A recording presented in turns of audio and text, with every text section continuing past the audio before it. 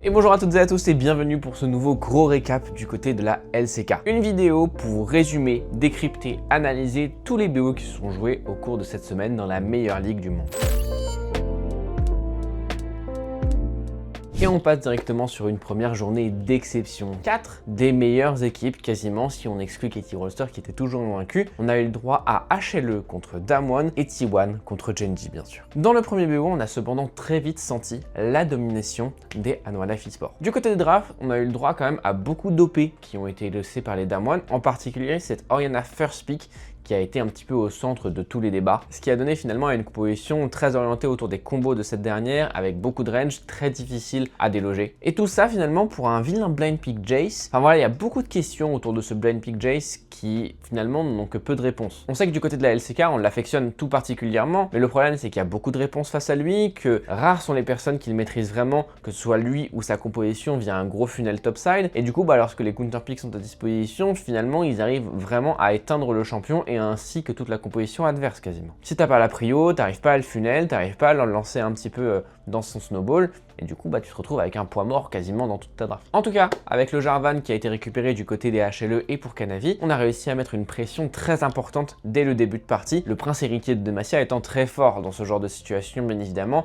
tu peux gank très rapidement, tu mets de la pression dans les premiers levels, bref tu peux littéralement lancer tes lanes très facilement dès le début de partie. Et alors que la partie s'annonçait plutôt tranquille du côté des HLE, on a quand même un gros troll de tempo. Zeus était en train de push au niveau du bot side, au niveau de la T2, et alors que justement on aurait pu punir l'action des Damwon qui était au niveau de la bot lane, en essayant d'aller jouer Nashor par exemple, de contrôler quelque chose en cross map, bon on était en train de s'en chill une, on avait littéralement la hache qui était en train de back, le Jarvan qui était pas prêt, bref on se fait peur du côté des Hanwha Life Esports parce que les Damwon arrivent un petit peu à comeback. Cependant, on arrive très rapidement à reprendre un petit peu la dynamique de la partie avec un teamfight à la 26e et à la 28e qui permettent d'enclencher pour les Hanwha Life Esports, qui prendront un petit peu leur temps pour récupérer le Nexus, mais au bout d'un moment, la composition des Hanwha était juste un trop gros rouleau compresseur. Orianna, Ashe, Seraphine, Jarvan, enfin tu faisais ce que tu voulais en réalité. En game numéro 2, on a eu le droit à une draft assez ambitieuse du côté des Hanwha Life, avec un first pick Annie qui avait été counter plus tard par une Syndra du côté de Showmaker, mais surtout, c'était ce pick Kha'Zix qui était au centre de toutes les attentions. Et en réalité, on n'a pas forcément besoin d'avoir une grille de lecture plus approfondie que ça. Le duo mid-jungle a pris en otage cette partie. Deux frères, deux fauves, Canavi et Zeka ont littéralement retourné cette partie à deux,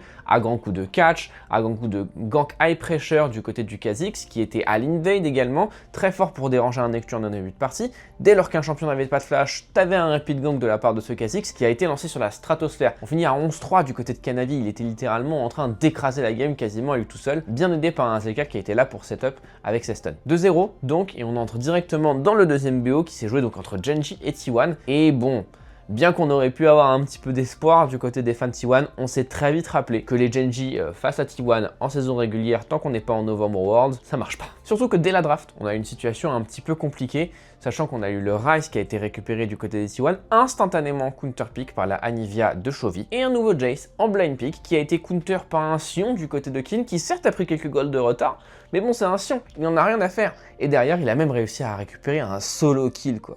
Et du coup, justement, on a eu un plan de jeu qui a été un petit peu difficile à mettre en place du côté des T1. On a eu un early game assez maîtrisé du côté des Gen.G qui ont un plan de jeu plutôt orienté bot side qui verrouillait un petit peu la gestion des dragons, ce qui a d'ailleurs été très dérangeant pour T1 qui aurait voulu snowball autour de l'objectif, en particulier avec leur Kalista. Et du côté du top, ce fameux plan de jeu de Jace que j'ai évoqué un petit peu plus tôt, est complètement tombé à l'eau. Parce que lorsque tu veux jouer autour de Jace, tu veux avoir plutôt une prio mid, tu veux essayer d'aller chercher le mid jungle qui met un petit peu de pression au top pour lancer ton top laner. Là, face à Anivia, Ryze, il avait pas de prio mid, c'était fini. Bon, et bien que la game soit dans un statu quo relativement favorable, avec 2-3 000 gold d'avance et 3 dragons du côté des Gen.G, à la 22e minute, t'as Doran qui décide de péter un câble et d'aller chercher une téléportation au milieu des 4 joueurs Gen.G, derrière tous les T1 s'empalent, et c'est ciao bye. La deuxième game a été encore plus one-sided en faveur des Gen.G, mais tout s'est joué beaucoup plus rapidement. Sachant qu'en termes de draft, il n'y a pas eu tant de dingueries, on avait récupéré un match-up Galio face à Annie pour Faker, et normalement t'es censé tenir un petit peu pour pouvoir ensuite décaler pour tes coéquipiers. Mais dès le niveau 1, il y a eu un gros problème. Parce qu'il y a eu une véritable catastrophe en réalité. Le Galio de Faker arrive en lane avec un mid-life parce qu'il voulait mettre un petit peu de pression au niveau de l'entrée river près du Babana Bush et finalement il se fait catch par la Annie, il se fait stun, il y a un Q-spell du Nocturne qui passe, du coup il se prend un proc électrocute Et globalement, en fait, la priorité, la pression qui s'est pris dès le niveau 1 a conditionné tout l'early game pour les Genji. Le Nocturne a pu invade puisqu'il n'y avait pas de prio mid. On n'a pas pu aider du côté de Faker parce qu'il n'avait pas d'HP. Derrière, il est à 2 doigts de se faire solo kill en permanence. Il perd des ressources. Littéralement, dans les 5 premières minutes de jeu de la partie, on avait quasiment un K-Gold d'avance rien qu'à cause de ce play mid lane. Et passé ce snowball early game, les T1 ont globalement coulé. Ça a été une véritable faillite sur la map. Bref, pas grand chose d'intéressant. Dans cette deuxième journée, on a eu le droit à en entrer à l'affrontement des petits poussets KRX contre Bro, et la deuxième BO s'est jouée entre les Nongshim et les KT Rolster, deux équipes qui étaient encore invaincues. Et au cours de ce premier BO, on a encore pu une fois grincer des dents au niveau de la draft avec encore une fois un blind pick Jace qui a été un peu protégé par un ban Yorick, mais il y a eu quand même un Sion qui l'a rendu globalement useless. Le point le plus important de la draft, tout de même, aura été in fine ce Kha'Zix, récupéré du côté des Bros. Parce qu'on a eu une game assez polarisée en réalité. Le Jace a récupéré certes quelques golds d'avance du côté du topside, mais le Kha'Zix de Gideon a mis beaucoup de rythme. Un Kha'Zix, encore une fois au passage, pique dans un Nocturne, et on voit qu'il y a peut-être un pattern qui est en train de se créer, mais surtout un Kha'Zix qui a été pique dans une Anivia support, pour laquelle on n'avait pas forcément beaucoup de réponses, mais là on a bien vu que Gideon a littéralement mis Endil en slip. Parce que justement ce Kha'Zix il récupère pas mal de catch, en partie justement sur cette Anivia qui finit en 0-8 si je dis pas de bêtises, et derrière on arrive à globalement snowball du côté de ce Kha'Zix. Malgré des phases de macro intéressantes, on essaie de récupérer quelques tours du côté des KRX, c'est le Kha'Zix qui est vraiment le moteur de la partie, qui vient récupérer un maximum de ressources et vient lancer la game pour les Bros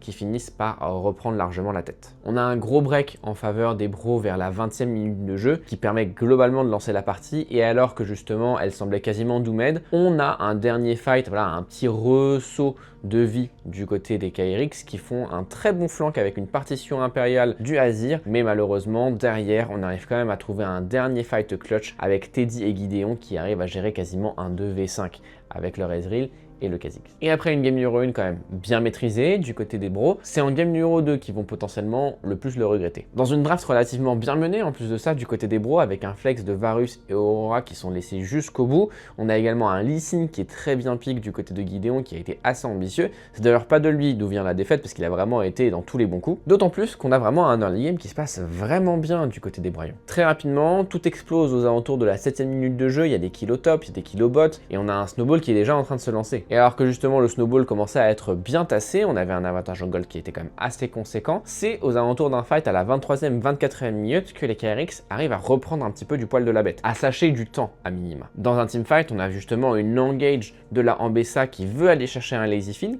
qui avait récupéré un Randuin un peu plus tôt, un stuff étonnant, mais il avait expliqué en interview qu'il avait vu en solo queue, et ça lui a permis justement de tanker le all-in de cette fameuse Ambessa, ce qui a derrière pu permettre de temporiser et de donner un petit peu de temps encore au KRX. Cependant, malgré ce petit soubresaut aux alentours de la 24e minute de jeu, il y a d'autres fights qui se passent en faveur des Bros. On a failli finir la game 3 fois avec dans un premier temps une défense héroïque de la Kalista de Lazyfield parce que les Bros ont malheureusement décidé de gâcher leur CD sur la Renata. Derrière, on a voulu les mystifier un petit peu en voyant justement les KRX être vers le dragon, essayer de finir par le topside, mais ils se font reboot. Et derrière, juste après, alors qu'on a le Baron Nashor, on a un Baron Powerplay, on a des waves à exploiter, on décide de ne rien faire. Finalement, sur un dernier flank de la part de la Annie, on vient récupérer le teamfight et la victoire pour les KRX et potentiellement briser le mental des Bros pour la 3e game. Cette 3e game où justement on a une draft un petit peu étrange du côté des KRX avec une Mel qui n'avait pas forcément grand chose à faire là, c'est tout de même par le mid jungle qu'on arrive à accélérer. Un early game où justement on a quelques pick-up, on a quelques catch, la Mel aidant avec justement la vaille dans la jungle, on arrive à récupérer des kills et à lancer son snowball petit à petit. Les vrais breaks se font dans un teamfight à la 20e minute de jeu et à la 25e,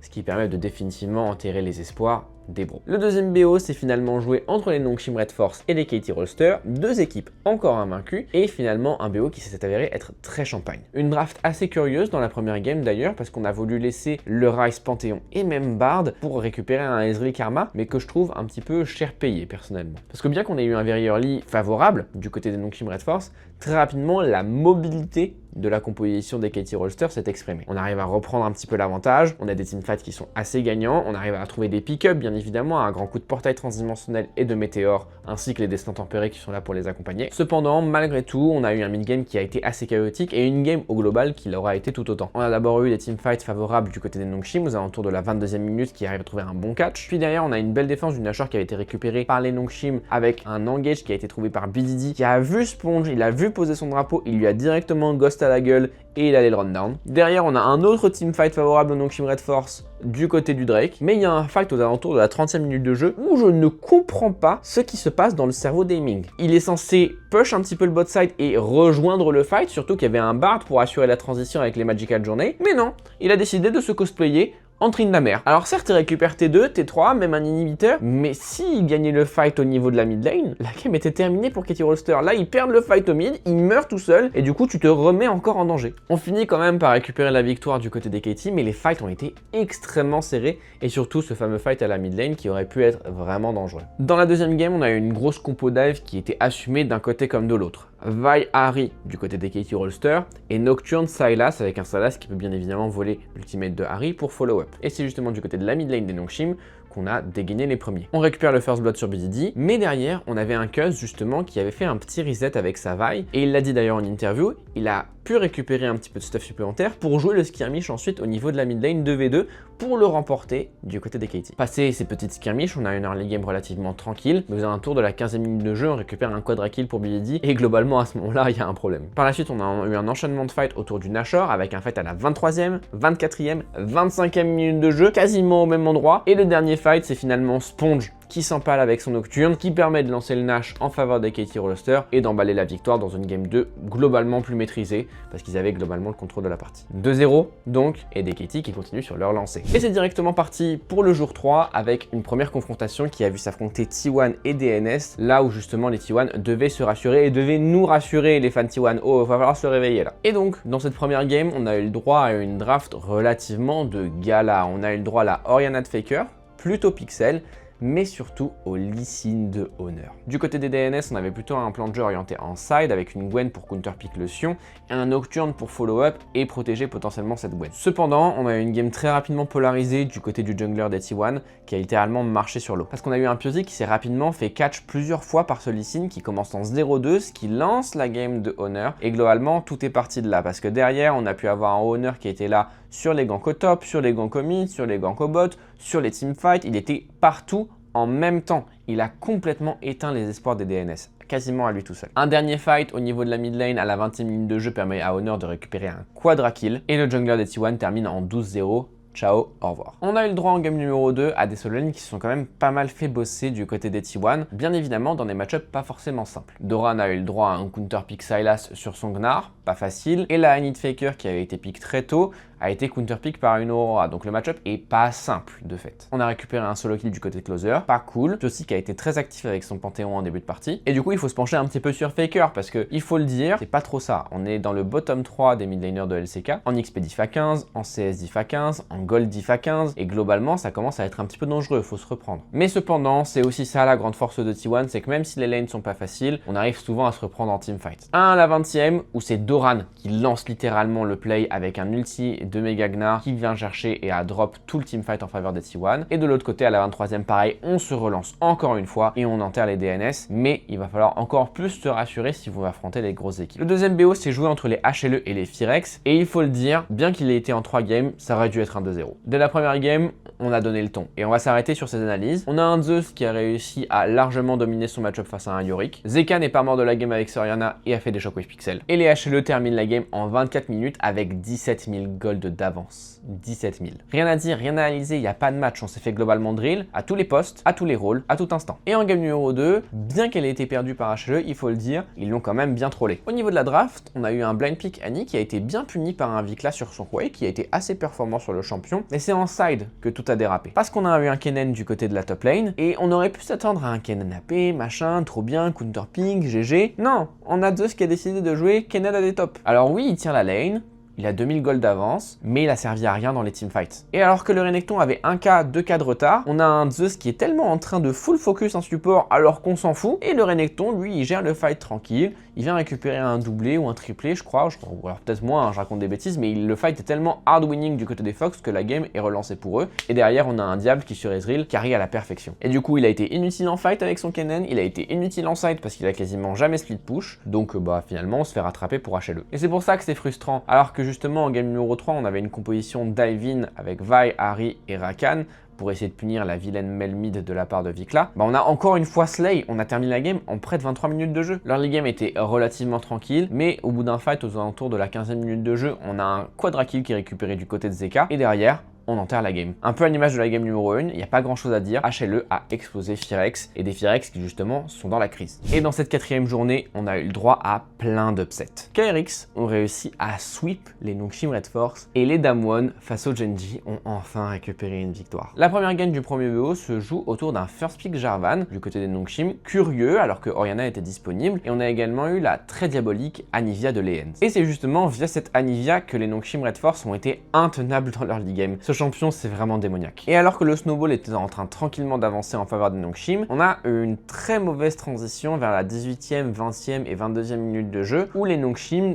trollent un petit peu leur play. Ils se font catch, ils perdent quelques fights, ils sont pas en bonne position, pas dans le bon tempo et les KRX reviennent. Quelques instants plus tard, aux alentours de la 25e minute de jeu, on a eu un énorme fight en faveur aussi des KRX. On arrive petit à petit à outscale et à tout simplement outplay les adversaires en faveur des KRX et du coup les Nongshim malheureusement tombent un peu dans leur marasme. Passé ce timing-là, les Nongshim n'arrêtent pas de se faire catch et perdent complètement pied dans la partie, ce qui permet de déverrouiller le premier Nexus pour les KRX. En game numéro 2, on a eu le droit à une draft sans trop de grosses révélations. On notera tout de même la Poppy Jungle qui a été récupérée du côté des KRX et techniquement, on a eu le droit à un trio topside normalement assez agressif pour les Nongshim et qui malheureusement n'a jamais réussi à trouver son rythme dans la partie. Justement, on a eu une domination dans l'early game en faveur des KRX, mais qui a été ensuite punie par les Nongshim Red Force aux alentours d'un teamfight à la 15e minute de jeu. Les KRX ont eu une assez mauvaise prise de décision sur ce fight. Andil se fait catch sur sa position initiale, on a un très bon flank de la Annie, et malheureusement la Aurora temporise très mal ses spells, ce qui fait que la double TP finalement ne sert à rien. On se fait juste complètement prendre de vitesse, on n'a pas les bons focus, et ça remet les Nongshim dans la partie. Cependant, c'est un fight à la 22e minute qui clutch complètement en faveur des KRX. Nongshim, positionné au niveau de la river, n'arrive pas du tout à faire fructifier sa position, et on bleed beaucoup de waves du côté des Nongshim,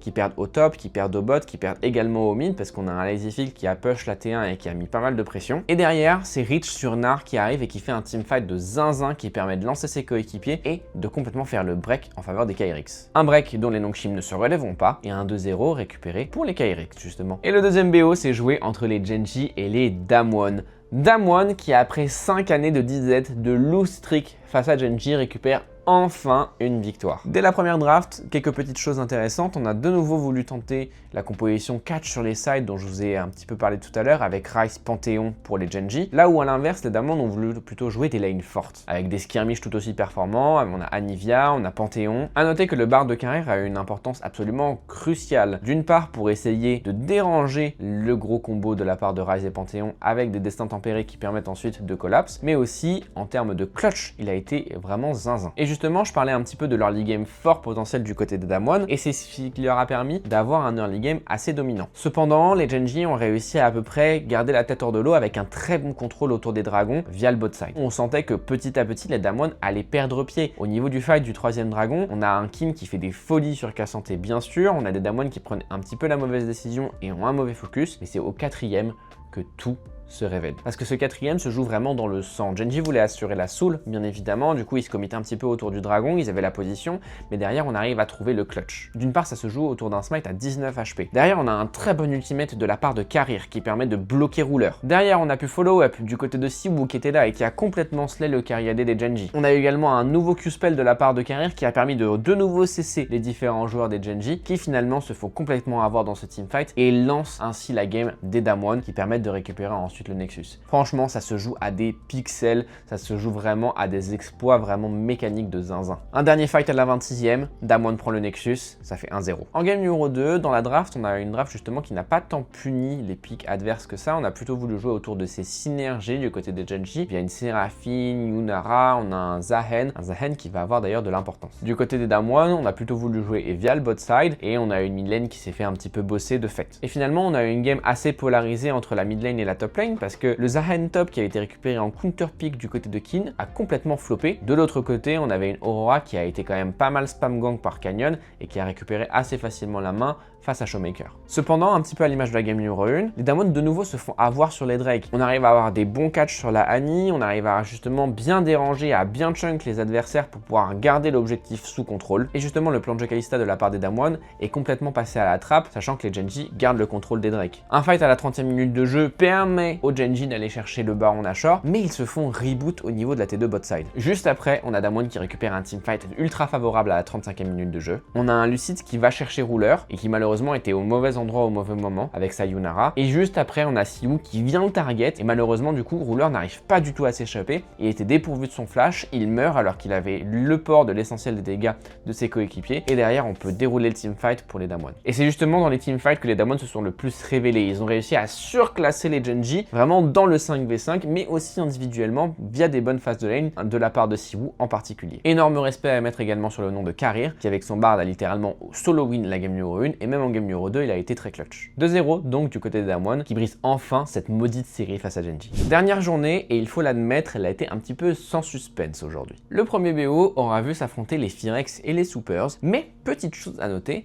Daystar a été intégré dans le starting roster en lieu et place d'un Vikla qui définitivement depuis le début de saison n'y arrivait pas. Du côté des drafts de la game numéro 1, on avait une draft qui était relativement dive-in du côté des Supers. A l'inverse, Diable était là justement pour temporiser avec sa Xayah et on avait de quoi répondre avec un Jarvan et une Nico qui ont été extrêmement efficaces pour les Phyrex. Et c'est justement ce Jarvan qui a été un des très gros moteurs de cette partie. Très rapidement, dès la 7e minute de jeu, il est hyper actif et va chercher les premiers ganks. On vient récupérer également des moves avec le support qui permettent d'enchaîner très rapidement. Les fights à la 11e, à la 14e minute de jeu sont très bien lancés par un Killing qui a été littéralement stratosphérique avec sa Nico, des Pop Blossom de zinzin. La game était quasiment win du côté des Phyrex, mais on a eu un très bon fight qui avait été trouvé par Peter justement et son Rakan qui viennent trouver un catch Raptor, permettent ensuite de récupérer le Baron Nashor, mais ce Baron Nashor malheureusement n'a pas pu être exploité pour autre chose que empêcher la soul des Phyrex. Passé ce Baron Powerplay, on a quand même récupéré les teamfights ensuite en faveur justement des Phyrex et on a pu récupérer le premier Nexus. Game 2, alerte au cheat code en draft directement avec de nouveau un H Seraphine. A noter également que du côté de Daystar, on a eu le droit de pick une Akali dans le Azir qui est plutôt cocasse parce que d'habitude Vikla lui aussi aime bien ce match-up et du coup on a un peu voilà ce gant jeté au visage de son prédécesseur en mode regarde moi aussi je peux pick une Akali et être performant. On a eu un early game un petit peu disputé avec un Raptor d'abord qui va chercher une invade face à Pyosik et qui va récupérer son red buff. Ce même Pyosik qui va beaucoup déranger au niveau de la botlane pour essayer un petit peu de zoner Diable. Et justement, après un early game où les Phyrex étaient un tout petit peu en difficulté, on a globalement remis le pied à l'étrier dans un très bon fight autour du héros de la faille. Encore une fois, Raptor, Kaylin, main dans la main, qui viennent gérer le teamfight sans trop de problèmes. Derrière, ça enchaîne du côté des Phyrex qui n'ont globalement jamais lâché le morceau. Ça a été une deuxième game assez sèchement menée. Bravo à Kaylin qui a récupéré un très bon titre de MVP. Bravo à Daystar qui a vraiment fait une belle performance et qui peut-être va pouvoir s'assurer à la place de numéro 1 pendant quelques semaines. Et également un Raptor qui a bien follow-up les engages de son support. Le deuxième BO s'est joué entre les Katie Rolster et les Bros et la meilleure équipe de LCK finalement n'a pas laissé trop de place au suspense. Dès la première game, on a senti le problème. La draft qui était orientée autour d'une composition très long range, H, Seraphine, une Mel pour BZD a très rapidement mis du rythme. En very early, c'était tranquille. Par contre, on a eu un fight à la 10e minute de jeu où BZD récupère un triple kill. À partir de là, les adversaires n'ont rien pu toucher de la game. Personne n'est mort en première game du côté des Katie Rolster. Heureusement, on a récupéré quelques T1 du côté des Bros, mais ça a été une gifle monumentale. Les Katie sont littéralement inarrêtables. Ils prennent les T2 avant la 20e minute de jeu, s'il vous plaît. Derrière, le snowball, on a récupéré la victoire très rapidement sans se poser de questions. Et en game numéro 2, on a encore eu moins de choses à se mettre sous la dent. Certes, il y a eu quelques kills qui ont été récupérés du côté des Bros, mais malgré tout, cette game a été un long fleuve tranquille du côté des Katie Rolster qui ont enclenché leur leur snowball très progressivement. Avec une draft orientée autour d'un Vi Harry, bien évidemment, BDD de nouveau arrive à mettre beaucoup de rythme sur son champion, Cuz accompagne son mid laner sans trop de problèmes. Au niveau du bot side, on a un aiming qui, bien mené sur Sayonara, arrive à faire la différence également. 2-0 du côté des KT Rolster dans un BO où finalement les bros n'ont pas eu l'occasion d'exister et du coup malheureusement pas grand chose de plus à analyser, à part bien évidemment les plays qui ont été bien négociés du côté des KT, qui continuent dans un style de jeu relativement agressif où ils aiment bien se battre, où ils aiment bien le spectacle et du coup où ils arrivent aussi à bien outplay mécaniquement leurs adversaires. On pourrait potentiellement débreak un play ou deux pour pouvoir faire la différence, mais ce sera peut-être sur mes autres réseaux sociaux. Et justement, c'est tout pour aujourd'hui pour ce gros récap du côté de la LCK. Si vous voulez voir d'autres vidéos, je vous invite à regarder celle de la semaine dernière ou sur mes formats courts, sur Insta, TikTok bien évidemment et sur Twitter. Moi je vous dis tchuss et à la semaine prochaine.